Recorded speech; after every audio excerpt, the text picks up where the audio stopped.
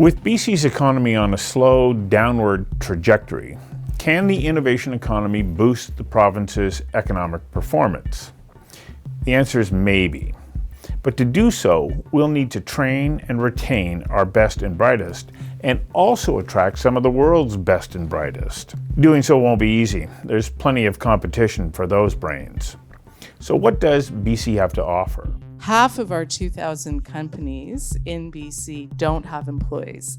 I look at that and say that's pipeline. If this is a room in San Francisco, you would never have that conversation, ever. That's costing us a huge amount of money. These values are important. We're just a little far over to perfection, and it's really killing the equation in terms of being cost competitive. If we keep doing what we've always done, we're going to get what we've always got. The people who stay with us are because they care about what they're doing and they want to make an impact. Hello, I'm Stuart McNish, and you're listening to Conversations Live. Conversations Live is a long-form public affairs dialogue series addressing the big issues of our time. For each episode, we bring together subject matter experts for a deep conversation designed to provide you with information that helps you make more informed decisions. I hope you enjoy it. Welcome to Conversations Live. Tonight we come to you from Kem-Kemalé, the land of many maples. These are the traditional territories of the Musqueam, Tsleil-Waututh, and Squamish First Nations, who have lived on and continue to call these lands home. Osiem. Today, our objective is to consider the role of BC's innovation economy. Will the sector continue to grow and become a significant contributor to the overall economy of BC? Currently, the sector is not measured as a whole, and that is in part because it is woven into most of the aspects of modern day life. However, the standalone life sciences, clean tech, high-tech companies do not collectively constitute a major portion of the economy. Some estimates put the collective at about 6%. So just to give you some comparison here, the beleaguered forest industry is more than 12% still of provincial GDP. Mining is 30% and growing, with a focus coming from the provincial government. So that said, what really is the potential of the innovation economy? And more importantly, do we have the building blocks in place to train, retain, and attract the best and brightest, and potentially turn BC into an innovation powerhouse?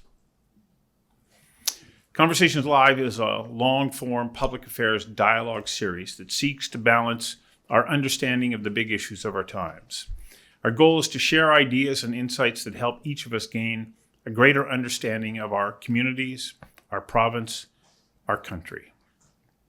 At each event, we like to give a shout out to nonprofit organizations that are making a difference, who, where possible, align with our topic. And tonight, I want to celebrate two remarkable organizations. The first is BD Luminaries, a one-of-a-kind philanthropic organization. Currently, there are more than 800 students pursuing a post-secondary education thanks to the support of BD Luminaries. Students who otherwise could not afford to attend a post-secondary institution. And it's important to remind ourselves that luminaries are young minds, and young minds that are the most important resource we have. And in that same vein, I want to acknowledge the remarkable contributions of Junior Achievement BC. For more than 60 years, JABC has been providing business education to high school students throughout the province. And now they've developed a remarkable program called TechWorks that introduces high school students to careers in STEMs. Now I'm going to take a little break from my normal intro and play just a short video from the TechWorks video series. Arav, can you just run that 1-minute clip for us? This is the power of technology.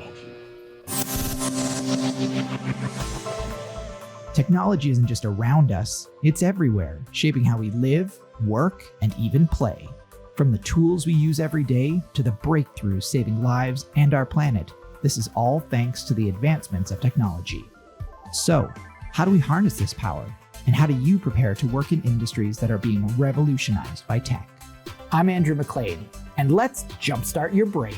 This is JABC TechWorks, where we're here to give you the ABCs of tech and beyond. It's all about turning great ideas into breakthroughs using the right skills. So, what's your next step? What ideas do you have that could change the world? Think about your skills and start preparing for a future that's driven by technology. This has been JABC TechWorks, where we tech things to the next level. I'm Andrew McLean, and I'll see you next time.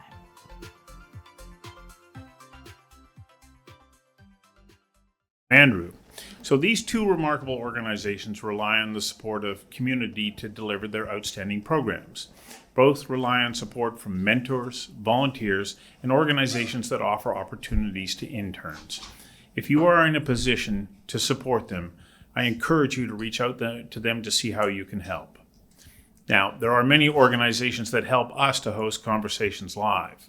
We're only able to bring these events to you in person and live online thanks to those organizations that support programming for engaged citizens. You'll see the names and logos of these organizations scroll across the bottom of the screen throughout the evening. I can't thank them enough, and so I'm going to thank them out loud right now. Our hosting sponsors are KPMG, RBC, and Macmillan LLP. Our annual sponsors are Digital, BD Developments, Polygon, STEMCELL Technologies, Helijet, Rennie & Co., Pacific Salmon Foundation, TC Energy, Fortis BC, and Marquee Wines, which are contributing gift certificates to each of our panelists. You'll find that gift certificate next to you, along with a Marquee emboldened corkscrew. And our supporters are BCIT, Falkirk, the Goodman Report, and OPPI, and in a special support coming from the Indigenous Partnership Success Showcase, which on November the 13th will include a Conversations Live panel. We also work in association with Mario Conseco Research Co. Our media partner is the Vancouver Sun, and live streaming services are provided by Oh Boy Productions. As I say, without their generous support, this program would not be possible. Now, one last little bit of business before we get started. For anyone wishing to submit a question, and there's already some that have come in, be it from our in-person audience or online, please go to slido.com, enter the code Conversations Live, and send in your question. I'll receive your questions and share them with the panelists where I can. Now, that said, I may not deliver your question verbatim, but I will be motivated by your thoughts and ideas as they help shape my questions this evening. Our topic today is focused on the role of BC's innovation sector, what role it can play in supporting and growing the BC provincial economy. Can we train, retain, and attract the best and brightest to take on big challenges and drive business growth? We have a remarkable panel of experts. Allen Eaves of STEMCELL Technologies, Sue Paish, CEO at Digital, Marc Low, KPMG, Lisa Sparrow, the CEO at Corix, Wendy Hurlburt, CEO of Life Sciences BC, and Karn Manhas, the founder and chair of Maya Terra. So, first, one quick video announcement. An announcement that an international innovation company is picking Vancouver. Arav, can you run that Invest Vancouver clip for us?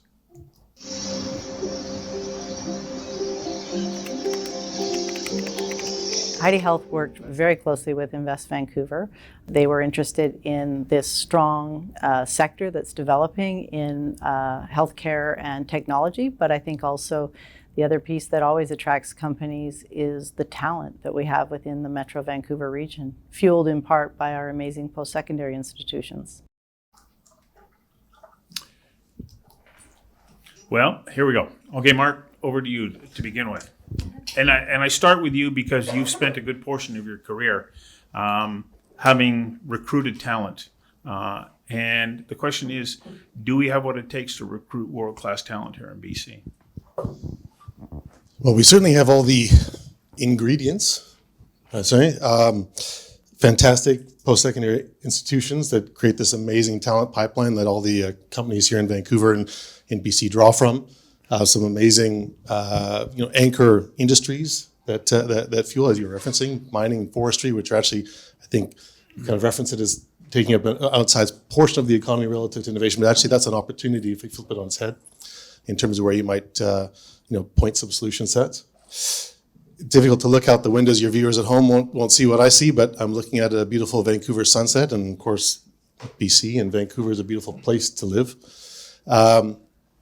I think what we're missing is maybe how do you turn those ingredients into recipes to keep talent here, to keep companies scaling here, and avoid the prestige, the shine, the allure of maybe going south or going to other markets as you run into some of the challenges. And I think that's where we need to address the capital funding gap as you go from Series A to B and grow those companies of relatively few big success stories. One of them on the panel tonight, but relatively few, I think, relative to Vancouver's size. Some of the connective tissue around founders that recycle capital and success and create a flywheel inside the ecosystem, and really a lack of a Canadian-grown procurement engine, which I know is going to be a topic that's near and dear to your heart, right? Which is, I think, just if you look south of the border into other markets, a much stronger sense of how they support their own organizations by giving them that route to market. Because I'll tell you, having been an entrepreneur in a previous life, the best money is a client invoice, a client check, right? Way more so than a venture capital check, as alluring as that venture capital money might be. And so, to me, those are the things to really solve for, to take these success stories that we already have and use that as kind of archetypes to grow, and then you have an ecosystem that does sustain. You reminded me of that beautiful view out there, and I remember back in the 1990s doing an interview with then Premier Glenn Clark, and asking him, why don't we put all of these pieces in place that you're talking about? And he looked out the window from the Premier's office down at the Trade and Convention Center and said, because we got that. And I'm worried that here we are literally 30 years later, and that's still because we got that. What are we not doing? Lisa, from your perspective, what are we not doing to ensure that we not only attract, but keep the talent that we grow here? So that's a fitting question, because Mount Baker is one of my favorite views here in Vancouver. And you're hitting on a topic when I moved here, which was the then CEO of BC asked me, he's like, so what are your first impressions of BC? And I said, well, it's beautiful, it's stunning, and I love the values here, but it also feels like there's an equation I can't quite put my finger on, and I don't understand how it works.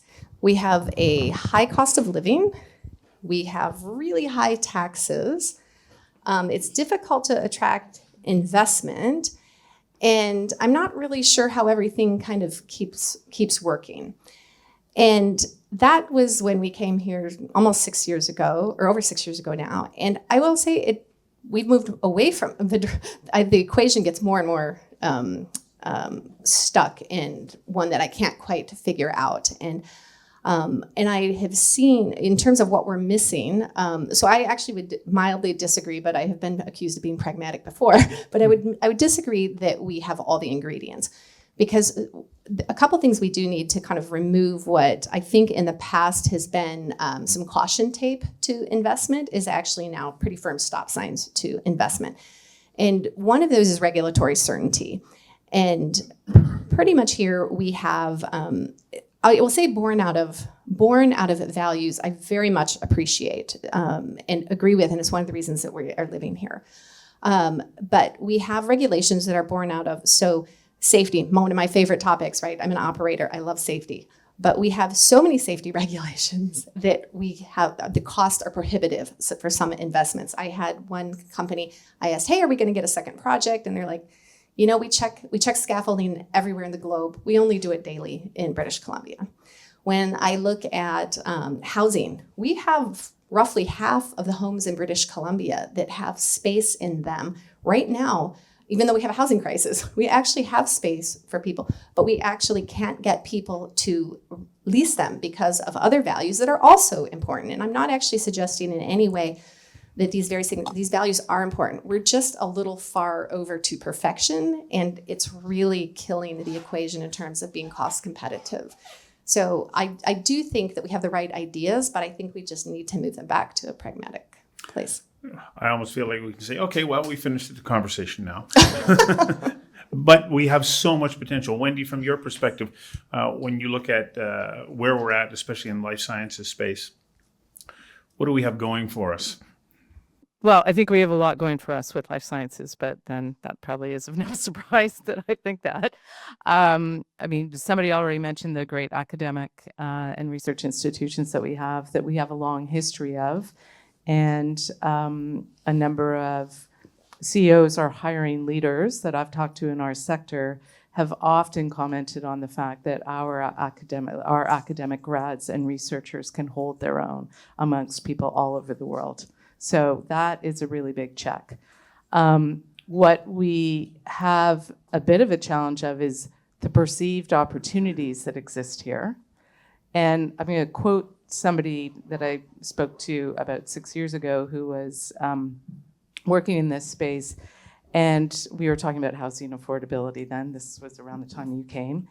And the comment at the time that was made was, we don't have a housing affordability problem, we actually have a salary problem. And the point 6 years ago was actually, that was part of, I've had the same equation problem. That was actually part of the equation. I had moved from Ontario to BC 20 years earlier. I still had the same confusion.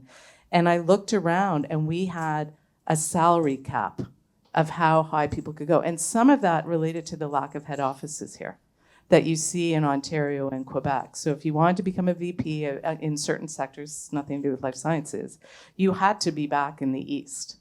And so you have all these small growing companies that are committed to a lot.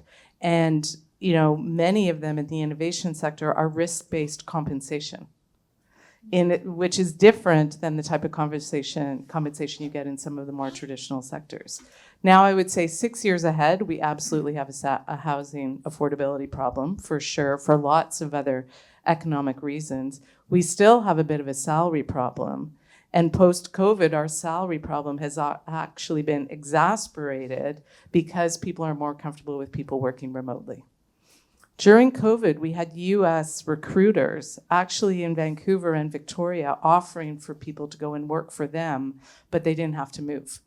But they got about a 40% pay increase.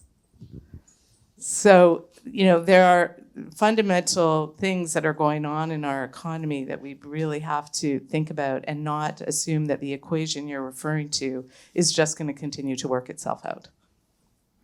Karn, from your perspective, like you're in the agri-tech sector, what's unique that we can offer here that can attract the kinds of people that we need to be able to fuel innovative companies like yours?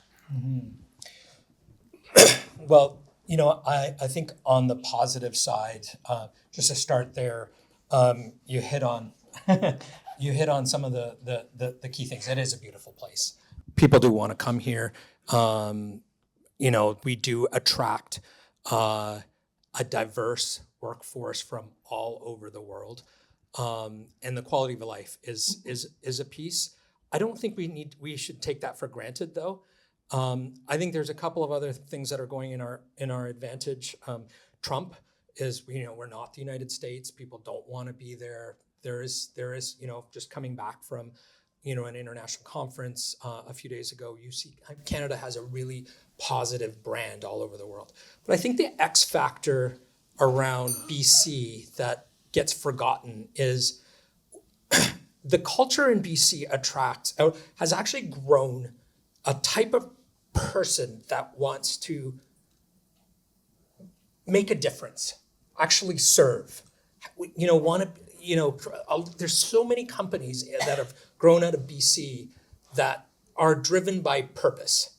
And you don't necessarily see that as a driving factor around innovation in a lot of the innovation sectors, in a lot of different,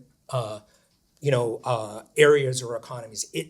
If you look at, clean tech as an example of purpose-based companies, the majority of clean tech companies and clean tech startups in Canada are in British Columbia. It is the biggest sector behind it. And so we have a culture around that, a culture that, has kind of grown up in this beautiful place, doesn't want that spoiled, and actually cares about preserving our environment, but not just the environment, about social values, about how we create an impact. And that's attracted more people from around the world who actually care about an impact. I would say that is the biggest X factor that British Columbia has. And you see that in Vancouver companies. I would say the flip side is that, and that's how we're able to attract people. I mean, we can't pay the most. I mean, I can tell you the people who have been hired away from our companies have in markets have got like 5x salary increases over what we can pay them. I mean, it's absurd. So the people who stay with us are because they care about what they're doing and they want to make an impact. So the flip side is that it's not like, it's not the most attractive on a, numbers and dollars perspective. You don't hear about a lot of companies that said, hey, I'm picking up my entire operations, moving to British Columbia. I mean, when was the last time we heard of a company saying, we're taking all of our operations and moving to British Columbia? But you do hear it the other way around. And that, I think, is a thing that we need to be thinking about. We have a lot of people who are thoughtful, an entrepreneurial sector that has been more dynamic than I've ever seen it in my lifetime growing up here. I mean, it used to be when I was a kid, nobody talked about being an entrepreneur. Now, entrepreneurship is kind of the center of what a lot of people kids growing up here think about. And so fostering that, but also thinking about how we turn all these massive ideas and think about the number of companies that you could probably think about, in your head that started in Vancouver, grew to global stage companies. You mean like the man sitting next to you?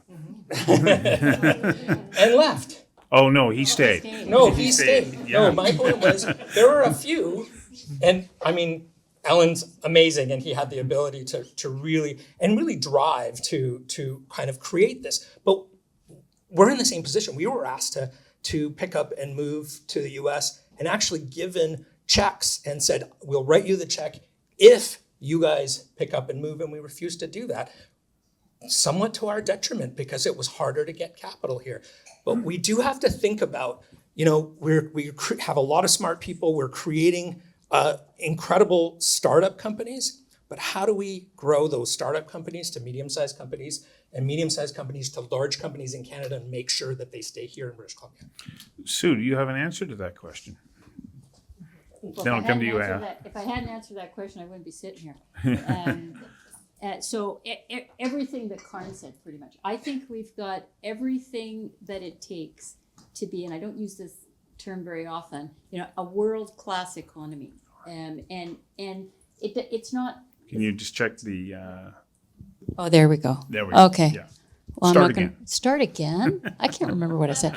Everything For that all Karn those said. people online So, who couldn't hear you. Sorry about that. So I think we have everything that we need in British Columbia to create one of the most competitive economies on the planet. And we're close to that. But what we need to do is we need to create an environment, just picking up on what Karn has said, we need to create an environment where we grow and celebrate the growth of companies.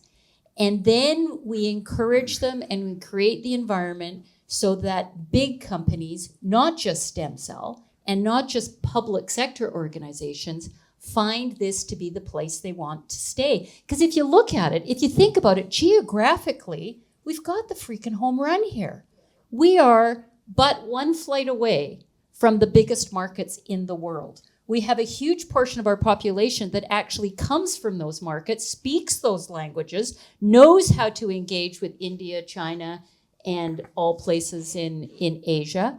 And yet we don't seem to look at that through a public policy lens and through some of the regulatory things that we create. In fact, my experience with the members that we work with, and even when I was in different organizations, as you grow and become more successful, it becomes harder it actually becomes harder to stay in this province.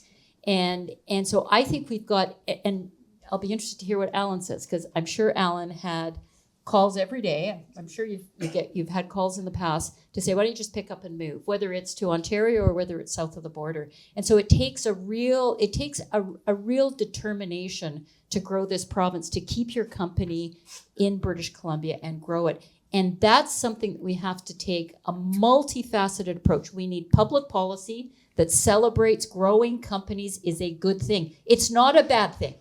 It's a wonderful thing to have a startup. It's great when you hire your 15th employee. And let's pop champagne when you hire your 50th employee and have the plan to grow to 500. Here. We've got to start doing that from a public policy perspective and from the commentaries that we get from governments and policymakers. Secondly, and I think Lisa talked about this a little bit, our regulatory system, oh my gosh, and in digital, we work with tons of small companies. And one thing I say quite often when we look at regulatory system, whether it's getting even a business license, let alone getting some of your products going, is never confuse a process with an outcome. And I say that to some folks and they don't understand the difference. Like, what do you mean? Well, if it takes you 14 steps to get your product launched in British Columbia, and it takes you 2 steps to get it launched in California, and you're a 25-person organization, and to Karn's point, you can get capital way faster, why would you stay? Unless you're like some of the folks on this panel that just want to see this province succeed. But we need a regulatory system, we need a tax system, we need a mindset, we need public policy that encourages and celebrates small companies becoming international giants. And I'll stop there, and then you can let him talk about it. Over to you, Allen. Well, I'm a big fan of BC. It's a beautiful place and it attracts people. And actually, we have 120 people from Ireland who are all trained in biotechnology and working in clean rooms and in the pharmaceutical industry. So and the cost of living in Ireland is also high. So they don't see this as a problem, but they love our snowboarding and hiking and stuff like that, right? And it is a great place to live and raise a family. So we can attract people. But we're also got this wonderful educational system, and we have just lots of really good people here who really don't want to leave, right? And so, yes, we don't pay the highest salaries, but we give exciting challenges to people. I mean, everybody that graduates from science, not everybody, but most people who graduate from science are not really interested in making money. They're interested in making the world a better place, and so giving them an opportunity to do that is what STEMCELL does. Sort of, we're the underpinnings of the healthcare industry, and you can work here. We've got, people working on instruments. We got people working on medias to grow cells and understand how the regulation, growth, and differentiation goes wrong in cancer. We're all about cancer, basically trying to understand the underpinnings of that. So this is providing people with a challenge and giving them lots of flexibility to so I run the place really like a graduate training program. So there's a lot of freedom to try your own ideas and stuff. So that's a real challenge. But, I have to say that one of the problems I think here is that we're sort of isolated in a way. We don't have the graduation into a pharmaceutical business or into actually a healthcare delivery system that's entrepreneurial. So we're sort of limited, and my dream would be to have a research hospital here, like a Mayo Clinic, and testing all the things that we make, and stimulating us to make other things that would benefit patient care, and attracting patients from all around the world who want to come here. We have many Canadians who go to the Mayo Clinic. It says 30% of the people who go to the Mayo Clinic are Canadians. Well, we don't want that to happen. We want them to come here, right? But attracting them all from all over the world, because we have a really good healthcare delivery system in terms of physicians and now to a certain extent facilities. But how do we make that available to the rest of the world and make this into a huge revenue generator rather than this terrible cost center that it is right now? And you can see that we have to change things. And I don't know whether you've read Brian Day's book on how he wants to change the healthcare system, spend his life doing this. It's an excellent book, summarizes all the things. His point is that people are dying on the waiting lists. And if we just allowed a private sector to occur, the wealthy people in the upper middle class would probably use that, and it would free up the resources for the rest of everybody else to use our facilities. And we shouldn't be ashamed of that. We're the only country with a healthcare system, public healthcare system in the world that doesn't allow a private component. And that's costing us a huge amount of money. So how do we free up more resources? That would then allow us to do more things, get more money, support our industry better, and just make it really exciting. So you could see in terms of what I do, your products going right into the clinic and be used to treat people. Our products are in 100 different clinical trials, but it's all to support other people's clinical trials, basically. We don't want to get into anything that's going to be conflicting and take on risk, because we're not that big. You really need a pharmaceutical industry here that takes you up to the next level, and then there's healthcare delivery. So I would love to see us have a private component. Doesn't have to be big. 10% of the healthcare system could be private. It would just open up everything. And I strongly suggest you read Brian Day's book. Lisa? So I just want to address the comment of, am I on? Testing. Mic. So I want to just test this notion, though, of that we can't afford greatness. I think we can. I reject the notion we can't pay more. I agree with your comment about housing affordability is related to salaries. We look and we see like homes, for example, in California, and there's higher wages to support those. But we know there's good practices to attract capital, and that is both in terms of actual financial capital and talent, in the terms of human talent. And so we know what those practices are, right? And some of those we can take right now. We know that, for example, we can increase our economy by taking off the PST for capital inputs, because we're really out of competition there. We're twice Alberta. We're almost twice the average of Canada. There are things we can do. And I think that the notion that that we can sustain living off our good looks is not a great place to be. And I think that the proof is in the pudding on that. We have net interprovincial migration that is out. So I'd like to have business policies. We know what they are. We can reduce the marginal tax rates. We can become more competitive, and we can attract capital. So I think that it's worth spending time on that. And I guess what I'd like to see. So the one thing that gives me a lot of heart at night, that when you go to those dark places and worry. I think back to COVID and how we rallied. I think back to the Coca-Cola during the fall, that November when we had lots of bridges and roads collapse. We just got it done, right? And we have a really smart workforce. To your point, we have people that care. It's hard to find, that you can't go out and just make that happen. We have people that care. And so to me, if we could just find our mojo a little bit and actually want to prosper, and to Sue's point, I think we've gone as far as demonizing prosperity, and we've got to say, hey, a better economy is a better economy for everyone. And so I think we just need to aim a little higher on that. And perhaps... Yeah. And perhaps if we take conversations like this and take it outside this room and start to talk with our public policy makers, we can start to get that moving. I also think this is going to sound really odd perhaps, but we need people in this room, one person accepted because she already did it, to run for public office. We need business leaders, thank you, Carol. We need business leaders to run for public office and to start to bring business views, business values, and an understanding of how the economy works into that public policy domain. I have a huge amount of respect for the people that run for public office, because I think it's a pretty thankless job. I've never been there, but I watch the people who do it. And so, it's easy for me to say we need public policy people that think like business people, but we also have to stop vilifying the public policy people.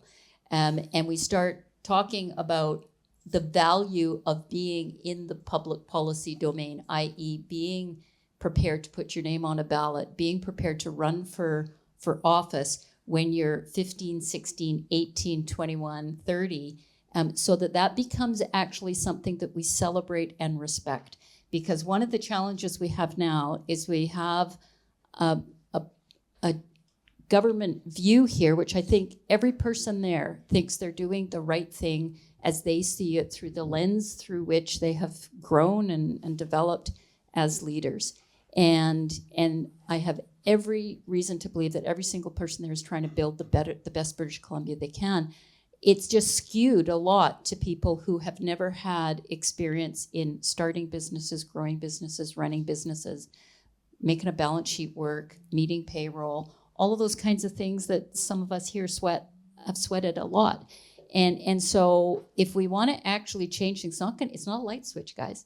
It's actually going to be a determination by us who have kids and grandkids to start celebrating the fact that if you want to be in the political life, let's help you get there. Let's help you be a policymaker that understands how an economy works, that maybe an entrepreneur who decides that they want to go and do something greater for the world. Karn, you'd make a wonderful finance minister. You've got people in your family that would be great, but you'll probably get angry if I say that too much. But I just think of all of the wonderful business people that we have in this province and how great they would be as elected officials. But I've had so many people that I know in my circle who've said, you know what, I just couldn't face it. I couldn't face the criticism, the constant negativity around policymakers. So I think some of it has to be, we have to change our mindset around how we support and help these people do the best they can, even when they do policies that drive us crazy, and start to help them find ways to grow the economy and understand why growing an economy and a private sector economy is the way to grow the province. Okay, Karn, and then I want to come back to Mark. I've got a question. Great. Just to change directions. I appreciate that. I just wanted to riff off what Sue was saying, and I also want to nominate Sue to run for office because see what you went and did. It would be great. But I agree with you. We do need to celebrate that. It's not an easy task. It doesn't pay a lot, and it is. These are the people that are making the decisions that are affecting all of our lives. And you get what you pay for. And we could pay them more. There are jurisdictions around the world who pay their politicians very well. They pay their politicians like private sector CEOs. Yeah. I mean, you're running the whole damn province. If you're a minister, you're running the finances or the manufacturing or the healthcare system. Why are you paid 1/3 the amount of a CEO in a private sector organization? Doesn't make sense. Or a third. So, sorry, what I wanted to just to connect this to though was that we also have a role as a tech sector in the innovation sector. Stu, you at the beginning you were saying, tech is 6% of the economy, but I mean you don't have to live under a rock to see that the world is changing quite rapidly right now. There's a great quote from a writer. It's like there's some decades where years of history are made and some years where decades of history are made. And we're continuing to live in this time where years are decades of history and technology is changing everything that we know. And if we ignore that, we are ignoring our place. We're ignoring what's happening around the world. And that 6%, yes, forestry is going to continue to be important. Natural resources are going to continue to be important.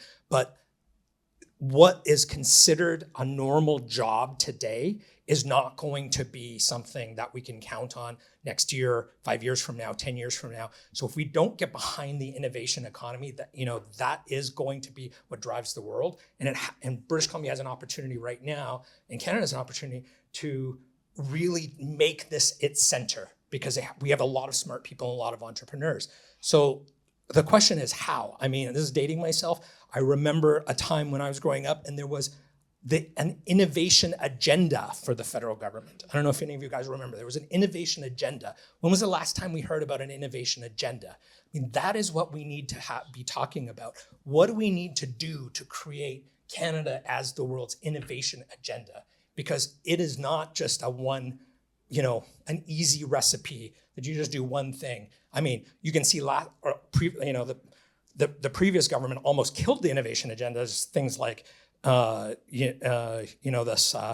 tax on options. I mean, literally the effect would have been enormous. So thank goodness the government right now has just walked away from it and is being more thoughtful. But that's what we need to be thinking about in British Columbia and Canada. What is the innovation agenda, and how do we attract the best and the brightest people here? Because that's what the United States did. So you're talking about one politician. There's another politician who's driving the rate of change remarkably, and he's just south of the border in the White House. And did he just do us a big favor, though, by slapping a $100,000 fee on the H-1B visa? Marc, when you take a look at recruiting people here, like what kind of role is that going to play? Because a lot of people who might have been looking in the United States are going, that's a lot of money. Well, it's one of the macros for sure. I mean, I want to make one comment about some of the dialogue that I've been hearing is we should absolutely be expecting policy that at least at a minimum encourages entrepreneurship and innovation. But innovation comes from addressing constraints. So in the absence of constraints, you don't get innovation. You actually are not incentivized in any meaningful way to push through. Now, I don't like paying taxes any more than anybody else in this panel, anybody else in the room, I'm sure. But I'll tell you something else. You are also choosing from an option set that you have available to you. I don't want to freeze my nether regions off east of the Rockies, as one example. Alberta is a more attractive tax base, even inside the KPMG world. It's a more attractive, tax situation. Okay, well, that's a choice you might make. I choose not to do that. For those of you that haven't actually driven through San Francisco, I mean, one of the inside jokes about San Francisco is it's a similarly beautiful city to live in because you get to look out at the bay all the time, but you're not toying with the idea that you might take a swim because the water is freezing. Right, so it's not attractive, and so it's just nice enough to live, but the water's cold enough that you get back to your office and you actually do the work. Right, that's one of the things. There. And when you drive through the valley, you've got Oracle and Salesforce and Microsoft with these huge towers, and so all the startups are sitting in that ecosystem, and the entrepreneurs also know that if they try something and they fail, they'll relatively easily get acqui-hired into the big talent machine, get sucked up into that ecosystem. So. One of the things I would love to see us lean into is how do you actually lean into the stuff that makes us unique? Karn, you mentioned some of it around, there are cultural elements, right? But how do we build connective tissue between startups and large enterprises in Canada? One thing, a comment that's been sticking with me for a number of weeks, I was on a panel with Edward Martin, who's another very prominent Vancouver entrepreneur. And the comment that he made in that setting was, he chooses to operate in Vancouver because the phone calls that he needs to make, it's all, it's in his phone. Something needs to get done. He picks up the phone and he's got those connections. In Canada, I would guess that the number of people that really meaningfully move our ecosystem is in the hundreds probably. And so there's an interesting opportunity there to me to build that connective tissue, to not try to do, Silicon Valley 2.0 here, but to lean into things that make us unique. So how do you punch above your weight with a smaller connected ecosystem as one example of how do you kind of innovate around some of those constraints? To get to your original question, yes, I think that's a huge boon for one of these catalyst moments, like Web Summit earlier this year. Catalyst moment because it put BC on the map as a technology kind of ecosystem play. The flip side is we lost TED, which also was something that put BC on the map. Fair. But we had 30,000 technology enthusiasts come to Vancouver for Web Summit. So I agree with you, right? There are it's not all perfect, for sure. But we in the context of a technology ecosystem moment, huge influx of people to the city, put us on the map. The politics south of the border, I don't want to lean too much into it. I would like not to get harassed at my next border crossing too much. But I think there's a cultural element there that there's something unique about Canada. We can lean into that and choose to make that a place that people want to come to. So yes, it makes it attractive for us as a market. Now we have to take advantage of that. And the last thing, looking out the window at the real estate market, for the last 20-something years, that market, that industry has sucked up. a significant amount of exit capital coming from the entrepreneurship ecosystem. With that market now at least in a lull, I think that's also an interesting kind of catalyst moment for us to lean into here, where you can't park your money as an exited entrepreneur and get 20% year after year after year after year guaranteed anymore. That money's going to go somewhere. Again, how do we lean into that as a sort of catalyst moment for us? That's an interesting question for you, Wendy. Is the life sciences sector in a position where it can benefit from seeing this shifting focus of capital away from real estate? Absolutely. When I was making my comments earlier, I talked about the You might have to switch back with Lisa there, or whatever. Oh, you already did. Hello, can you hear me? Yeah, we can hear Okay. you now. Okay. So absolutely, when I made my comments earlier, I talked about the world-class academic and research institutions, of which we've benefited immensely from the innovation that comes out of that. When we talk about the life sciences sector, and this goes back a little bit, I guess, to the public policy, we say when something is discovered, translatable, commercializable, and somebody is ready to scale out of whatever academic or research institution they had, which Allen Eaves would be an example of that. It's enabled by capital, talent, infrastructure, data, IP, and ultimately adoption of innovation. And when we have all of those happening, we end up with world-class companies, and in particular in the life sciences world, then we say the innovative product solutions and services are so critical to the healthcare system, which then get reinvested, and that's a healthy ecosystem. So, I think we can always invest more in research, so I don't want to say we have it covered, but we seem to have got a really great track record of that over the years. The capital, where BC has a huge advantage right now, is that we outpace the country in company creation in life sciences. We also have outpaced the country in job creation, and in the last economic report we did, we had a 25% increase in company creation in life sciences. I mean, think about that. That was over 3 years. How many of the entrepreneurs that everybody is talking about that are sitting, discovering something and want to go and create a company? We also had a corresponding increase of employee base of 26%. Now that's important because normally when people create companies in academic or research institutions, their companies have no employees because they're still employed by whatever home they have. Half of our 2,000 companies in BC don't have employees. I look at that and say that's pipeline. Those are the people that are sitting there that are entrepreneurial and innovative and are starting a company. Now, to have the company creation and the employee growth happening at the same rate says the companies are growing because it should lag. So we have momentum. We have a lot of momentum in life sciences. We are the fastest growing sector in the country in BC. We also have the largest biotech sector. I learned something about 6 months ago. There are no biotechs over 100 employees in Ontario. I can name 10 without even thinking about it. We also have outpaced the country in the capital that we attract. So, we sit, basically on this pendulum of the world is really sad and we need more capital and we need more talent. And then we can quickly jump over to but look at what we're sitting on right now. And so you asked about the US visa. To me, that's like yet another distraction of what's happening, because the broader issue is what is our talent strategy for the country and for BC.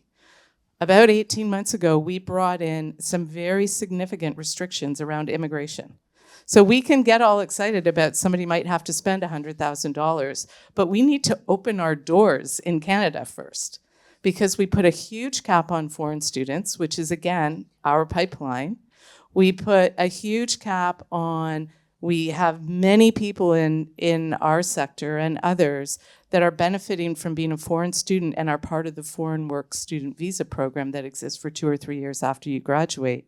People are bumping into that and not progressing. So in our sector, you have lots of Irish people, so do many of our companies. So we have companies that are faced with potentially sending home to wherever these people came from because they can't advance through their immigration. And then we talk about science asylum. And that's talent that we helped create. That's talent that we have helped create.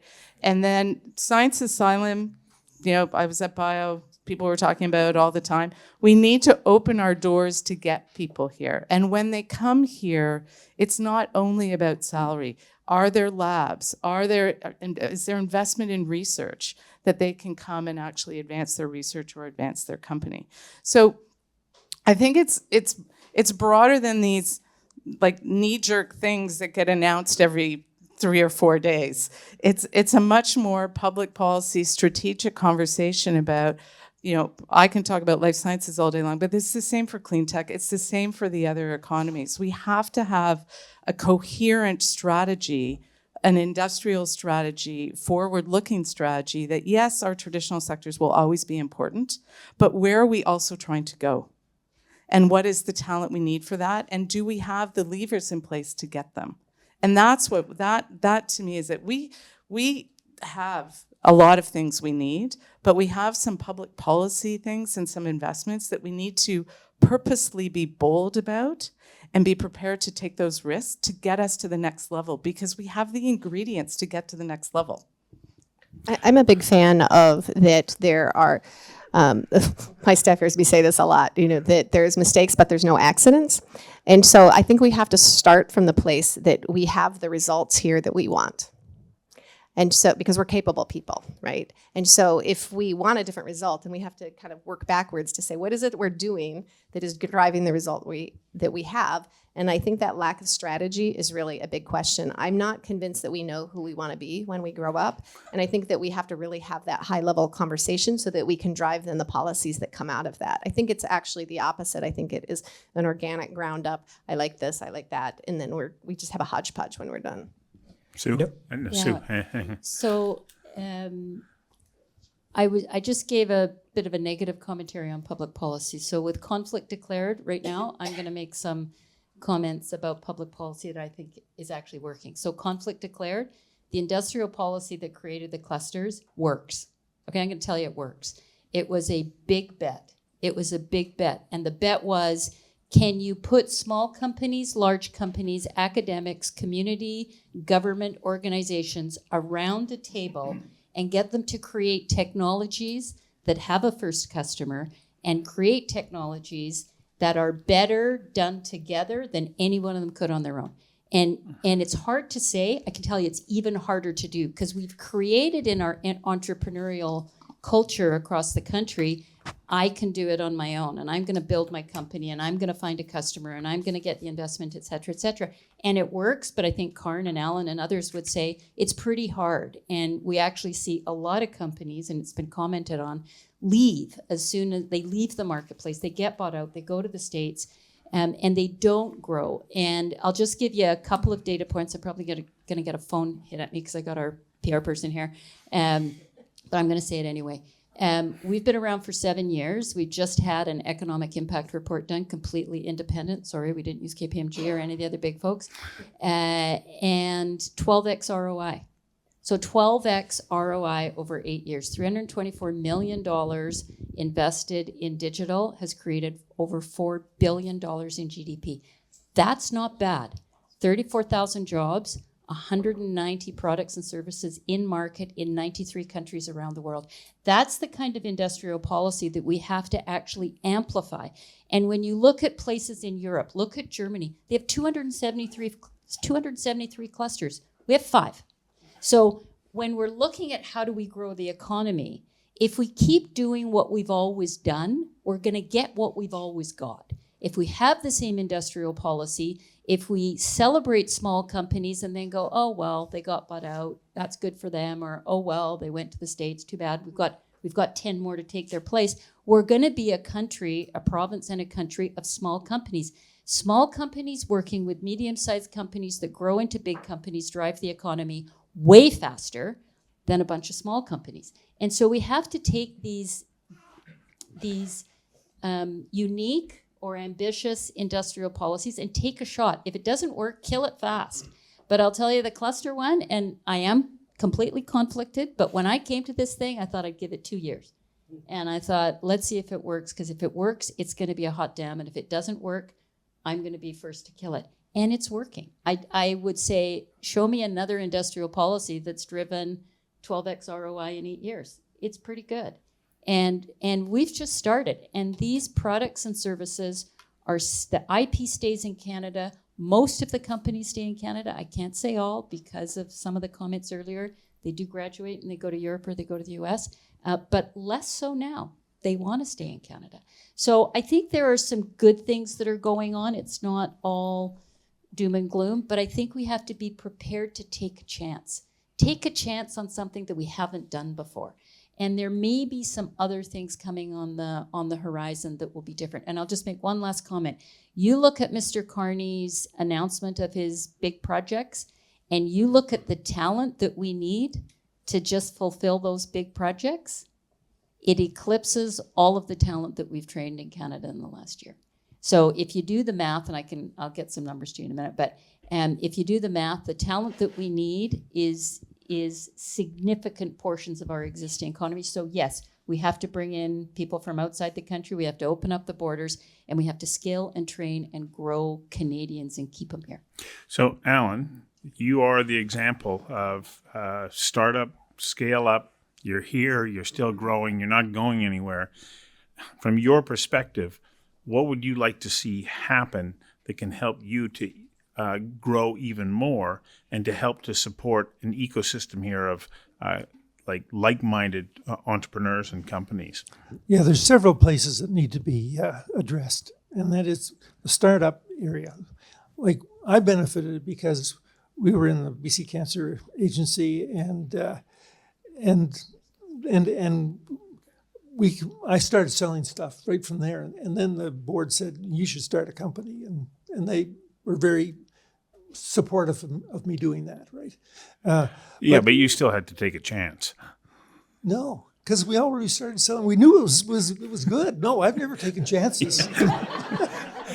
Yeah, what experience did you have running a company, putting it all on the line? Like, I mean, it worked, but it was still a risk. It's all about planning, and but we've got products right away. So the idea is in the universities, like we've got the Bio Research Center out here, Peter Zentzer and all that, doing a great job, right? But getting small grants to students to come up with ideas and work in that environment for a while to bring them up to a higher level, so that now they can get the investor support, right?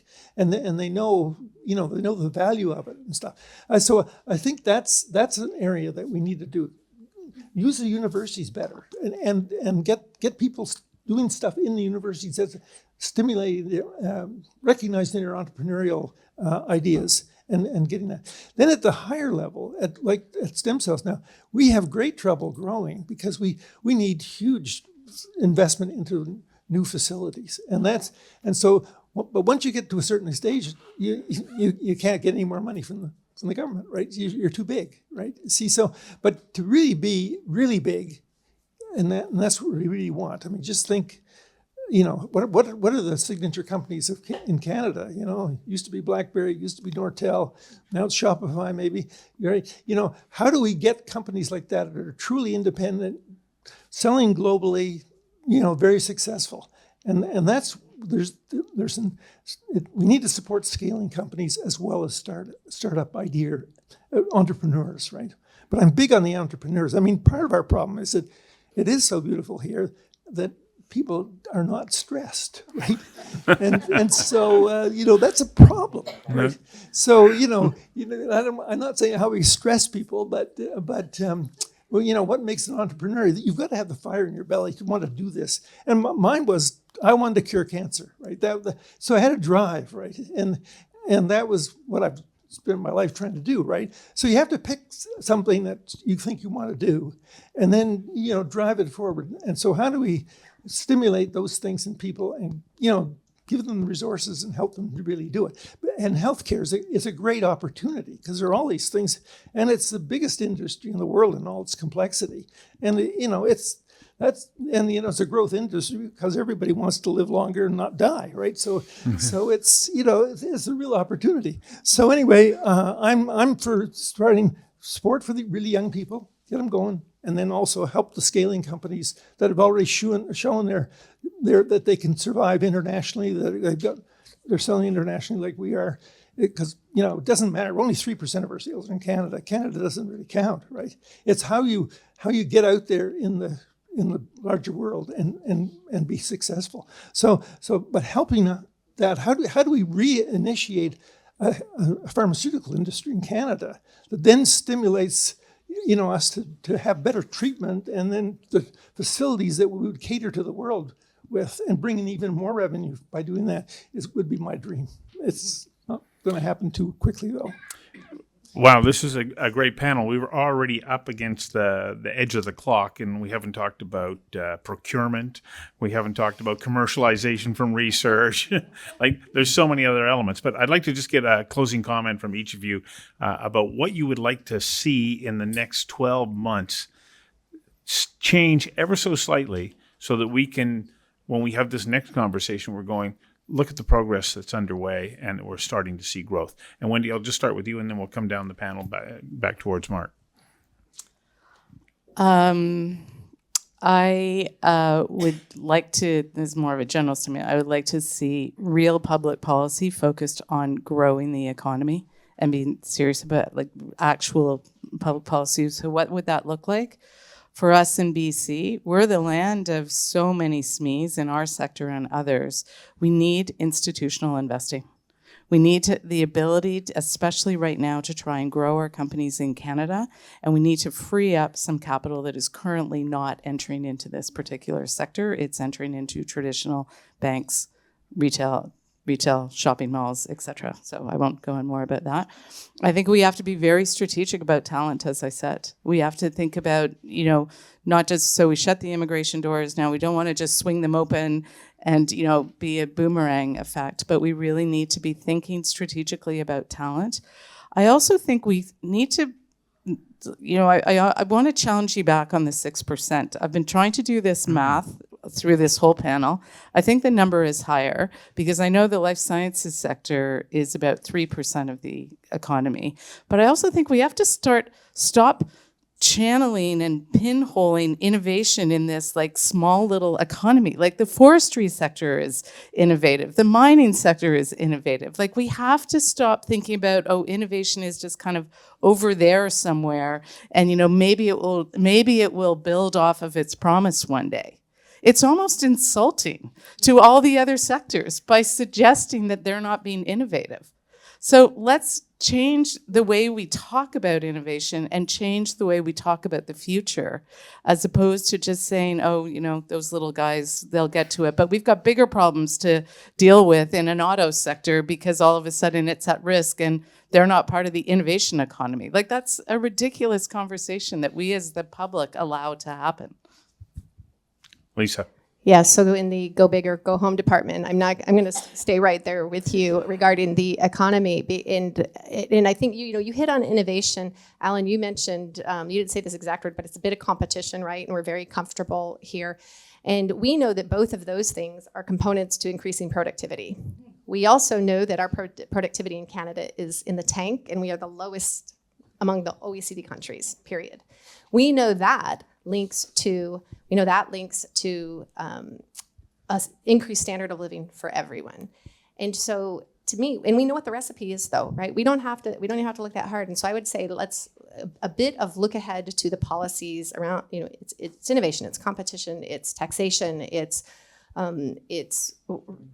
regulation, it's removing the bureaucracy. We have to do that. If I have one little thing, it's top to bottom and not let a crisis go to waste. We're about ready to, right? Like we can only go to the Trump well so much.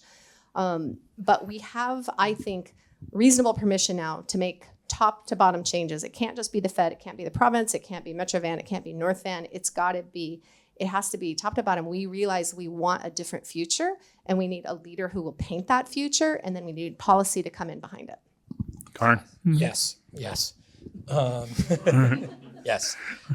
So, okay, look, I could talk about capital, taxation policy, ways to actually incent growth and people coming here. But I would say the three biggest things that I would want to see change. Number one is capital. Capital is still an issue. It's an issue for startups. It's an issue for growing companies. It's an issue in Canada that we do not have the same access to capital that there is south of the border. We need to think about that. We need to be less bureaucratic and take some risks in Canada to get some capital behind companies that are actually making a difference, and just be okay with taking more risks as Canadian. Number 2 is procurement. It's finally starting to change, but we need to buy Canadian technologies and start using them. Canada has traditionally been very risk averse, not just in capital, but in procurement. We want to see that this, something has worked outside of Canada before we buy it. And that's not just the public sector, it's the private sector. And this is where I think Trump is the best thing that happened to Canada, because all of a sudden we're looking at what's made in Canada. And if that can change, that could really change the innovation economy, because we have not been able to really sell in our backyard very easily. And the last thing is, obviously we talked a lot about talent, but I think there's a huge red flag around the immigration policy. I like a lot of what I'm hearing from the Carney government, but I could not disagree more on immigration policy. I know that immigration globally is taking a really negative hit, but Canada is different. We're a country of immigrants. My family's been here for 3 generations, but we're all immigrants if we're not First Nations. And if I look at our companies, Miraterra, Catalera, Terramera, we have people from 36 countries. And yes, we've attracted some of those people, but most of those people are actually people who came to Canada to go to school and then stayed here. And if we're cutting off those people from coming to Canada, we're cutting off a huge talent pipeline, and the effects on this in the innovation economy are going to be huge. Allen. Yeah, I think that we need to think of the life sciences as including hospitals and healthcare delivery, and the percentage would be much higher, because we're not getting innovation in that area at all, right? And that's key, and it would free up all sorts of resources to fund other things. So, and the other thing I think is we have to support young people with fire in their belly, right? Who really want to be entrepreneurs. They're taking science. They don't have to go on and get PhDs and do postdocs and, grovel around in the academic environment for long. That's a killer, right? No, we want to get them young and get them out there, testing their ideas. So there needs to be some scholarships or support for research at that very junior level. And then at the higher level, scaling companies need to be supported, because they will take all those people and train them and give them jobs and send them out into other areas of the economy. So I think we have a huge future here, but we just got to loosen things up and make it happen. You can still go back to procurement. I'm going to say procurement. You saw my reaction. Yeah. Am I on? Yeah. Is it on? Okay. So 3 things. One, innovation is a journey. It's not a bunch of segregated spots. You start as an entrepreneur in your basement. You grow to 1 or 2 employees. You get an office and you have 10 employees. Then you have 20 employees. And then if you get to 50 employees in Canada, you fall off a cliff because you're on your own and away you go. We have to continue to support companies all the way through the innovation journey, and having big anchor companies in this country across multiple industries is a good thing. Our forest sector is a good thing. Our mining companies are a good thing. Our life sciences companies are a good thing. And we have to support them all the way through, because the big companies are going to have more impact than the smaller companies. So that's first thing. Second thing, procurement. The government and Canadian companies need to be the first customer for innovative companies across this country. And this idea that you go and get your first customer in the United States or in Europe and then you come back to Canada is absolutely idiotic. And yet that's the policy and that's the approach that we have. It's it's not really policy, it's cultural. But we should be celebrating the innovators who come out with these crazy ideas like AI. AI was created by Yoshio Bengio and Jeff Hinton. It was commercialized by OpenAI in California. We should be appalled that that's what happened. And we should never let it happen again. We need to adopt the technologies and the products and services that are built by Canadian companies and then grow them and keep them here. That's the second thing. Third thing, let's ring the bell on what's good in Canada. There is a lot more good here than's not good. And I think, absent the Blue Jays, what would we be celebrating, right? I can't believe we're all celebrating the Blue Jays, but anyhow, we are.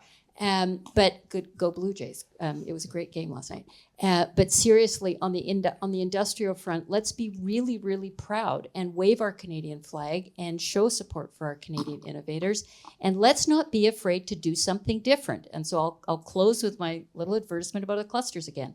When the clusters were announced, we had a boatload of negativity, sarcasm, op-eds, and all kinds of things written about what a waste of time. We got to be gutsy enough to take a chance on something. And if it doesn't work, then kill it. But if it does work, then, $4 billion in GDP, not a bad thing from one little outfit with 20 people. And who knows where it will go. And so I hope when we get public policy that is creative, that is ambitious, that is daring, that we've never done before, maybe we'll stop and go, oh, well, if it works, maybe we'll build a Canadarm, because we haven't done that in a while.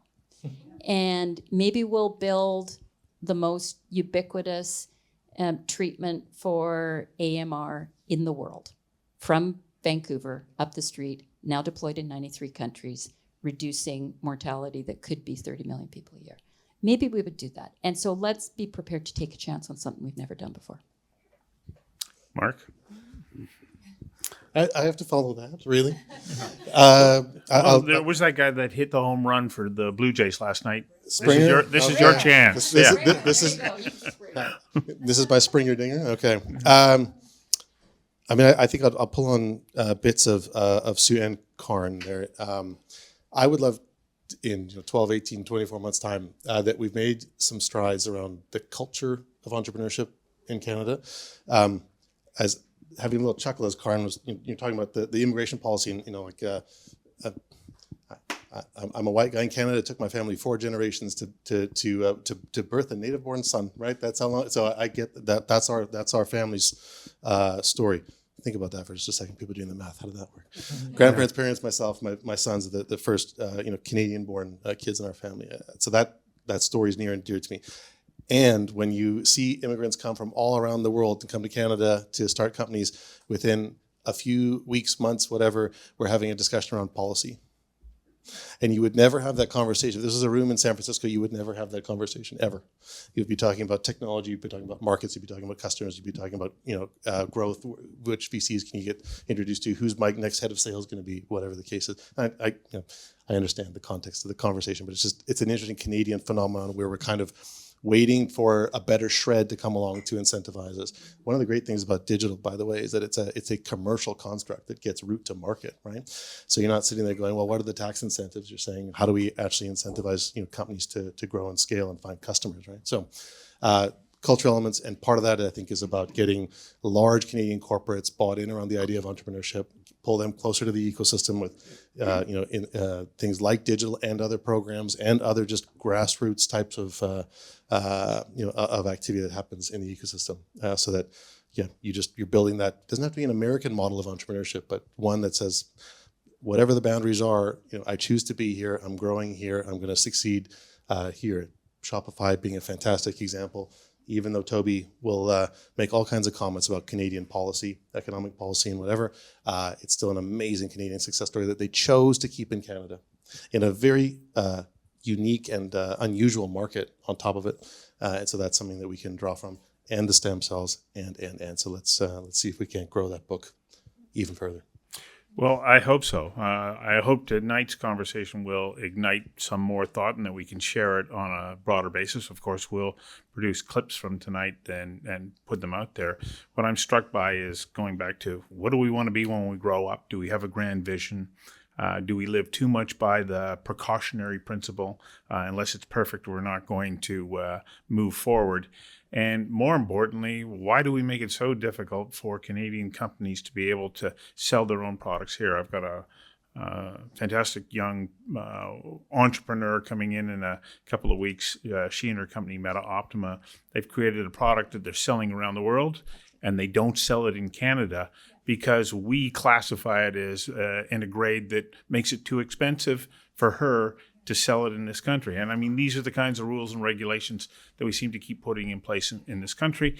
And hopefully there'll be enough voices to say, come on, let's streamline this and do what we said we were going to do when everybody went elbows up. But we're still not doing it. So let's do it. Thank you all for coming. Thanks for joining us online.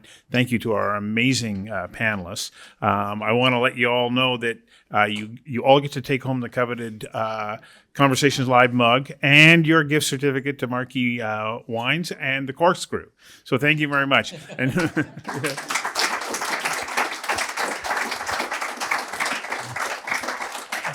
And we're back on November the 13th in the morning with another Unlocking the Key to the Economy, doing a special panel with the Indigenous Partnership Success Showcase on November 13th. Thank you all. Thanks for those online, and thanks for being here. Yeah. Thank you for tuning into Conversations Live, an Oh Boy Productions program. If you enjoyed this conversation, you can find our previous and upcoming episodes at conversationslive.ca. You can also follow us on YouTube, LinkedIn, Instagram, and Facebook. Again, thank you. I'm Stuart McNish.